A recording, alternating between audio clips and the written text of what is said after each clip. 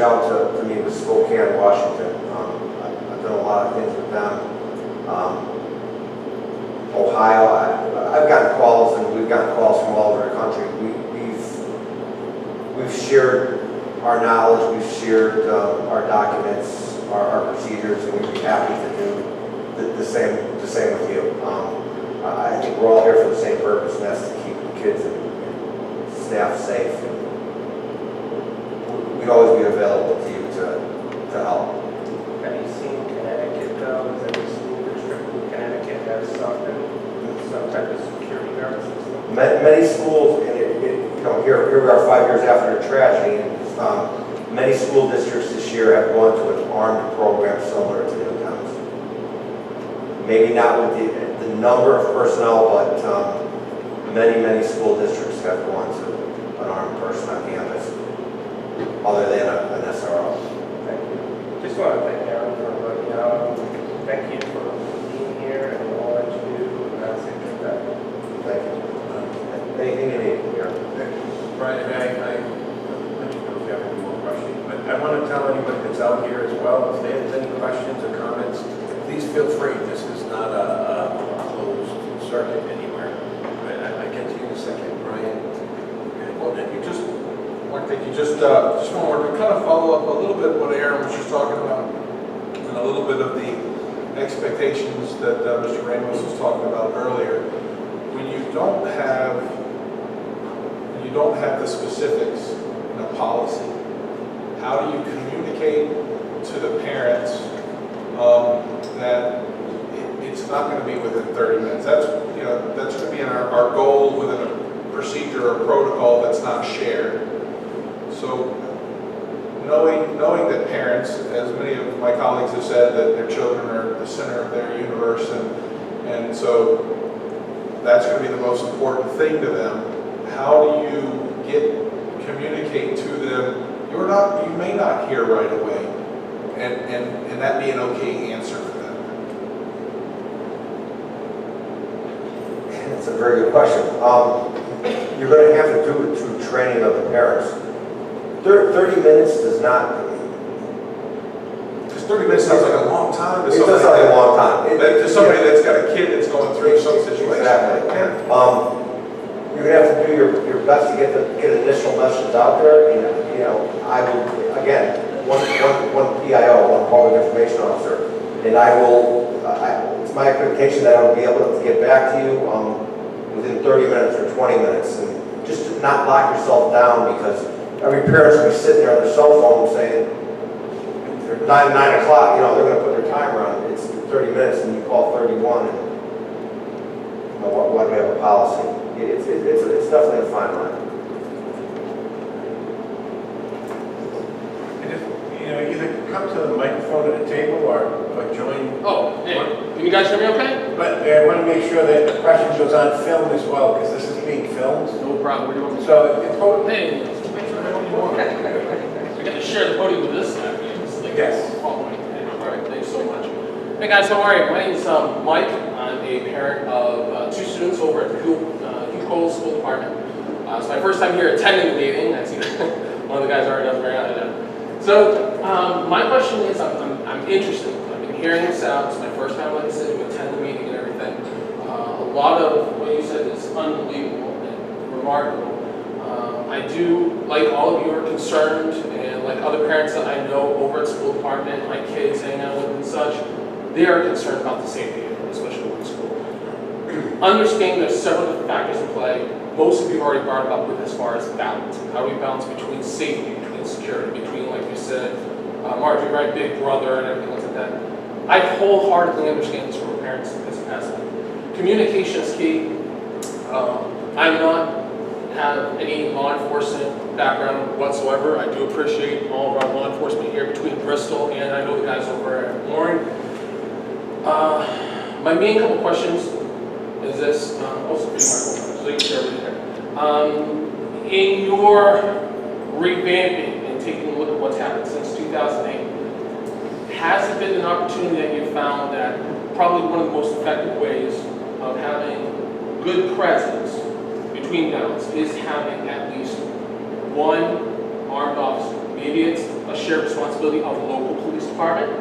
Maybe because it's Bristol Warren, some kind of split thing, because I know there has to be some kind of balance there, probably, I would imagine, Chief, with trying to keep a uniformed officer, in town during duty, and I would imagine for Warren as well.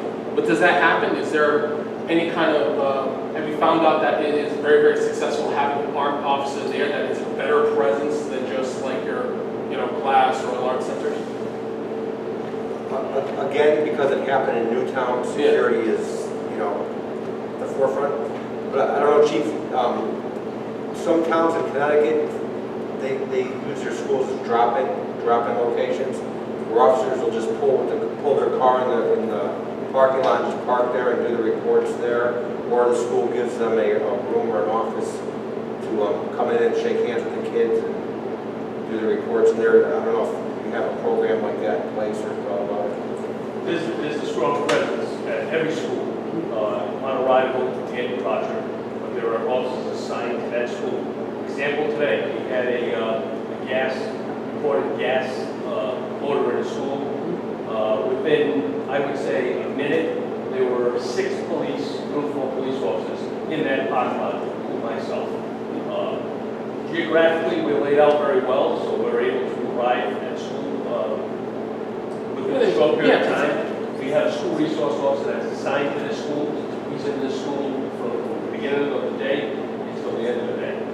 During night times, the beat officer and the supervisor come around the school parking lots. We're aware of when the children are outside. We're not getting into too much.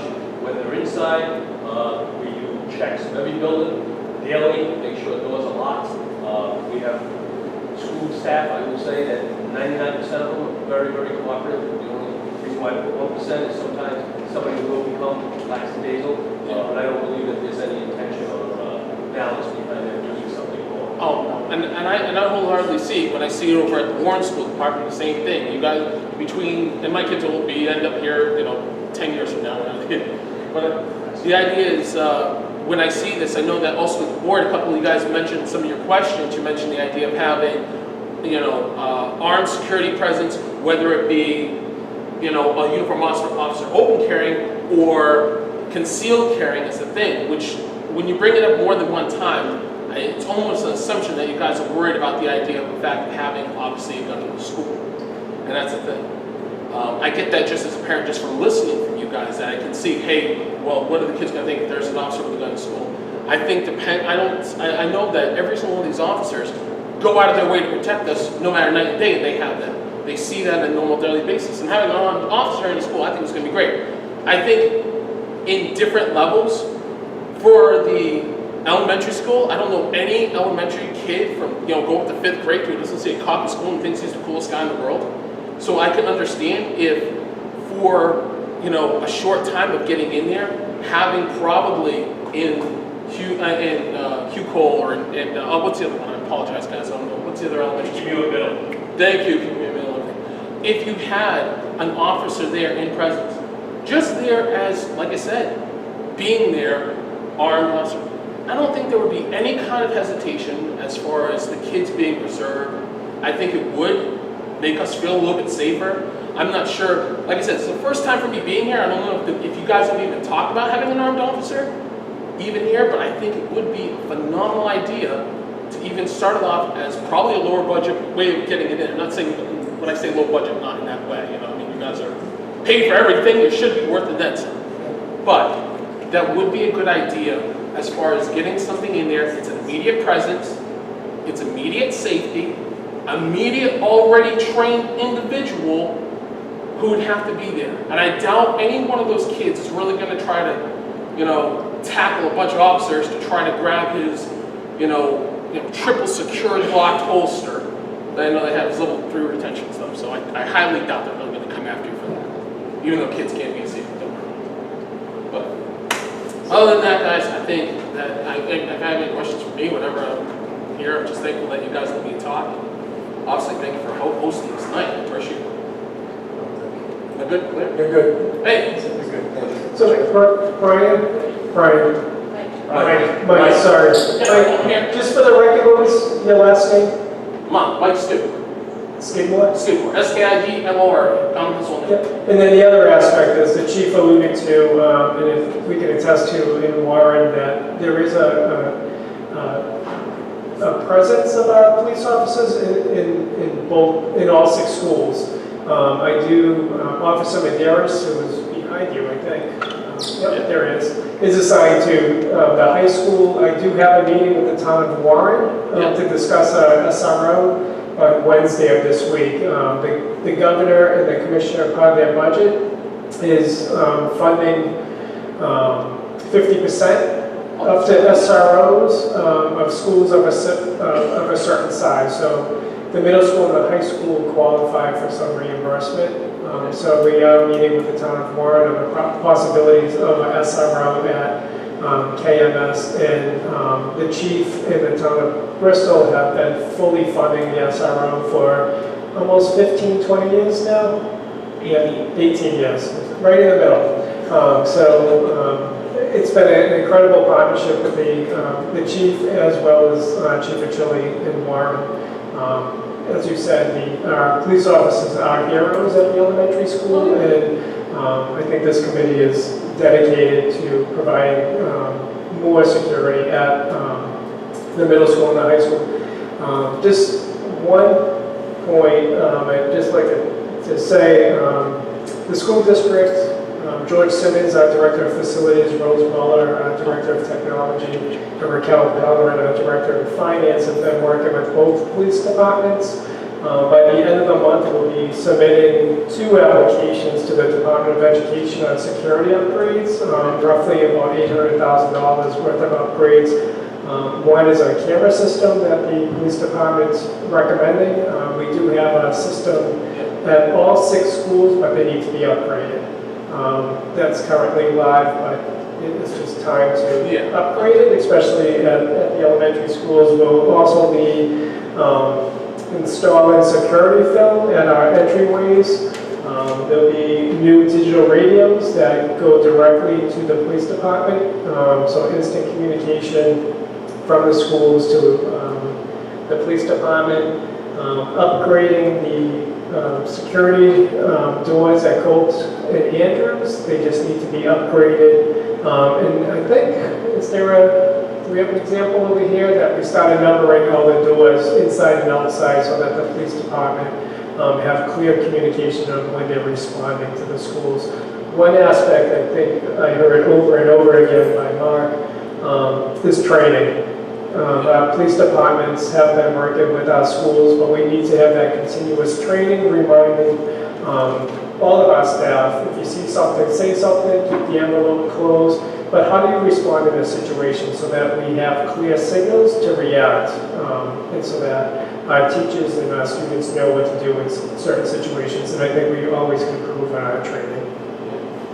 No, it's great. Like I said, it's a work in progress. I like what William, Mr. Odell said earlier about this. What are you about being? Is it Mr. William, right? Okay. Mr. Odell. There you go. Yeah, like I said, how do we make that balance between obviously being proactive or being reactive to it? And obviously, I know you guys are here tonight because you want to become reactive to it. So as a parent, it's interesting seeing this whole process take place of you guys being reactive to it. So we appreciate it. I just want to, I just want to clarify that I don't know that anyone up here has a problem with armed police officers being at the schools. I certainly do not have any problem with that. I feel like it's a different issue when it's just a regular person with a concealed carry permit, but when it's a police officer, I think, like you said, that it's good for the kids to have them there, and in every aspect is a good thing. I think just really quick, I think what you're talking about is having a school resource officer at Hupel, which is a police officer who would be there all day, because we do have a good police presence there. You know, I'm there every morning and every afternoon. And just so you know, those school resource officers are police officers that come out of the department and are assigned to the schools. So I only say that to clarify what the superintendent was saying about the police chief and him working together to find grant money to do this, because because otherwise, you know, the police departments are footing the bill to have one of their police officers pulled out and put in our schools. So it's just not, just to explain how that works, because I think people don't always quite understand. No, I understand that. I have on the idea of obviously having people who are licensed civilians, concealed carrying according to Rhode Island state law. I'm fully aware of that, as I've had a license to concealed carry, but obviously you don't bring in schools because I also have a license in Massachusetts. And I know the whole process behind that. I also am a firearms instructor as well, so I know the whole process. And any more better than anybody else, I can wholeheartedly understand that even still having your right to be able to carry, there are certain areas that you need to be careful with, and especially with children and everything else like that. And civilians are civilians; they are not law enforcement. Law enforcement is there to do. You have somebody there to be a presence. Yeah, they are first response, but you guys are not going to just handle the situation. Tell these guys, hey, take the day off, guys. Don't worry, we'll handle the situation. No, they're going to be brought into it. So I wholeheartedly understand the whole situation. I'm glad that you brought that up and clarified that. Thank you very much. Thank you. Good. Thank you.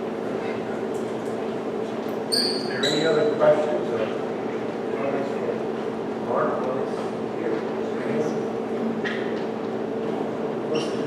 On behalf of the school committee, school district, Mark, I want to thank you. It was awesome to have you here tonight. Well, I may, look to have us take you up again, to come back sometime down the road if we feel that it would be helpful. You made the offer, and I hope it was sincere, because I don't, you didn't seem like the person that would say, I'll come, and then say, never mind, I can't say it. I do want to thank you. I think it's enlightening, a lot of the things that you said, especially when it comes to us with a community that wants to know everything. One of the struggles that we have is we'd like to tell them as much as we can without telling them more than they should be told. And you kind of address that a little bit, so I think that's some food for thought for us going forward with what we do too. So I want to thank you for your time and your travel. anytime, you're more than welcome. I spoke to Aaron about it. If you'd like to come down and attend one of our district safety and security committee meetings, the second or third Thursday of each month, you're more than welcome. Just let me know, and you can kind of see it in action, and maybe get a chance to pick your brains. Chief can come, he can talk to his counterpart in town, and we can share ideas and information. Awesome. Thank you again. Thank you. Thank you. Thank you.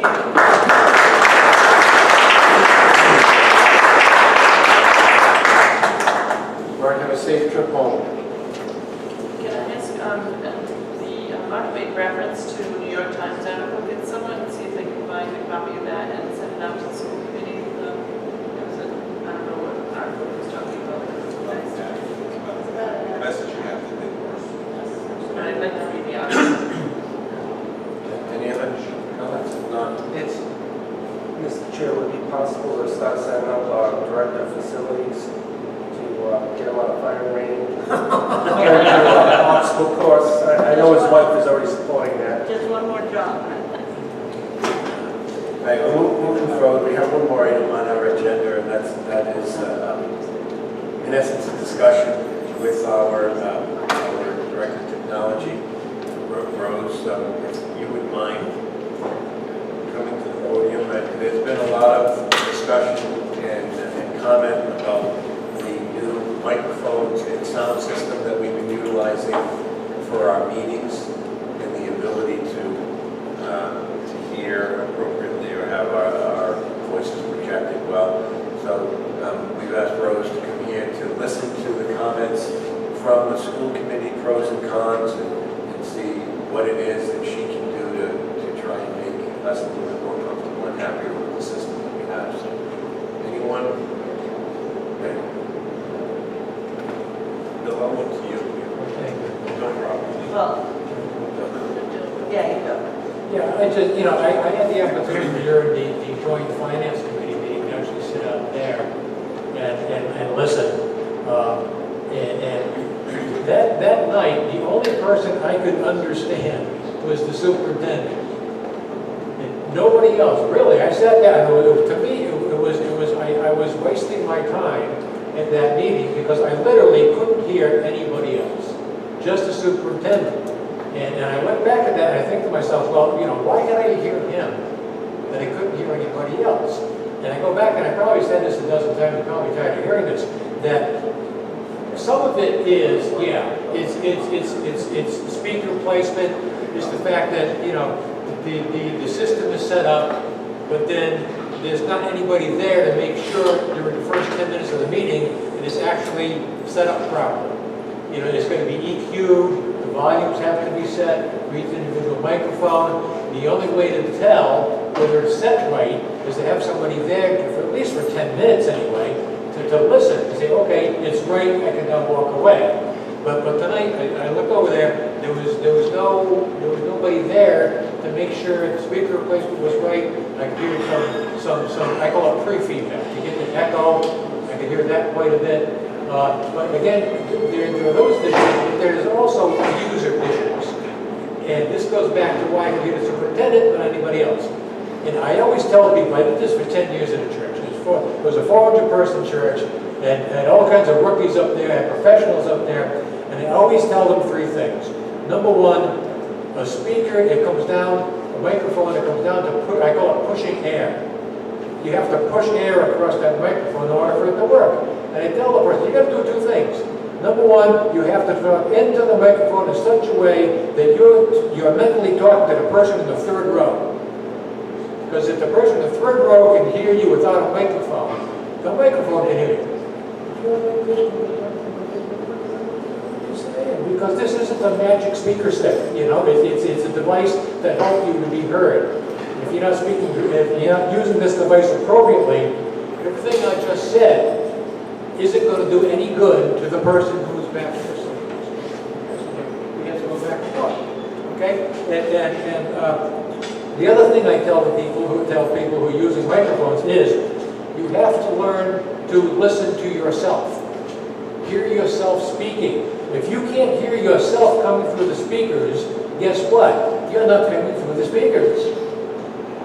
So you know, so it's a lot. Some of it's used. Some of it is we have to learn how to use microphones. These are wonderful microphones. I know what these things are worth. I know what they cost. I know their sound quality. Okay, I'm familiar with this microphone. It's a wonderful microphone. Okay. There's one more tip that I could give you while you're at it is you're accustomed to putting the microphones up in the air like this. And when you put the microphone up in the air like that, it's catching the speaker waves and it's causing that feedback that you're hearing every once in a while. And as I observed and saw some of you put your I only because I know that it's open, right, you know, and if I have a side conversation, it's not open. The only way, like Mr. Odell said, that it's open is when you are pushing that air and you are fist away from the microphone. If you're back here having a side conversation quietly, it's not going to pick everything up. except for when Marge does it, because we can always hear Marge. She's having a side conversation. So anyway, that's just another tip, and I'm sorry if I made some of you who were putting your microphone up a little self-conscious there. No. The other thing I have is that I haven't really taken a good look at your soundboard, but you're probably familiar with gating.